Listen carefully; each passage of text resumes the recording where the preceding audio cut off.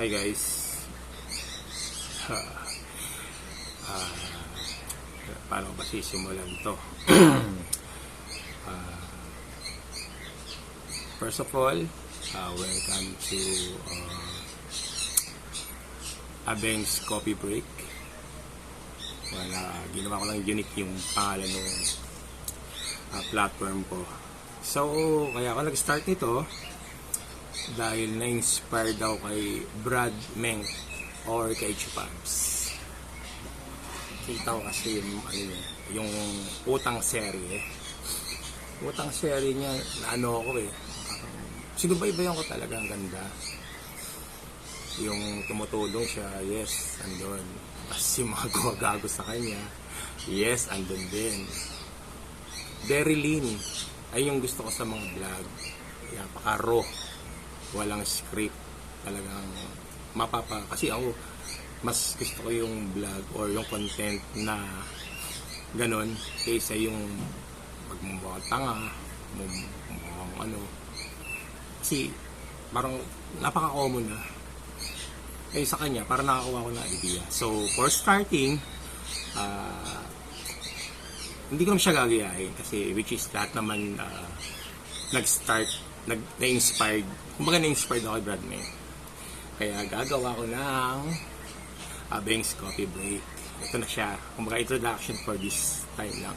Ang mga magiging content ko is puro blind topic. For example, kakwento ko yung kwento ng isang kaibigan na gumanon din sa akin. Tapos, from rise to fall, na nasubaybayan ko, sumubaybay din sa buhay ko. Ayun yung magiging content ko. From school days, up to BPO days, and up to now. Siyempre, sasabihin ko din yung ko, yung mga katarantado ng simula ng elementary. Kukwento ko rin yun. Elementary, high school, college, lalong-lalo ng college, trabaho sa mall, hanggang sa nag-BPO ako, tsaka hanggang sa nung nagka-asawa ko sa mga kalokohan ko. Hindi open book, pero hindi naman lahat isisiwalat ko. Halos karamihan itago natin sa pangalang, ganun lang. Hindi ako magne-name drop kasi madidimanda tayo. Ito lang lagi gagamitin natin. Ano pa ba? Ayun, na-inspired ako kay Brad Menk. Ang galing ng ginawa niya. Kumbaga, na-catch niya yung trip ko, which is gagawin ko na rin ngayon. Brad Menk, sana in the near future magko-collab tayo sa ganyan. Pagbalik mo dito sa Pilipinas. Tapos ano ba? Maganda yung naiisip ko. Kumbaga nag-iisip tapos nagko-collect ako ng mga sasabihin na ikukwento ko within less than 5 minutes lang. Hindi natin nahabaan para excitement. Tapos puro covered yung pangalan. Hindi ako mag-name drop, sabi ko nga kanina. Tsaka sana naman I get some support from you guys.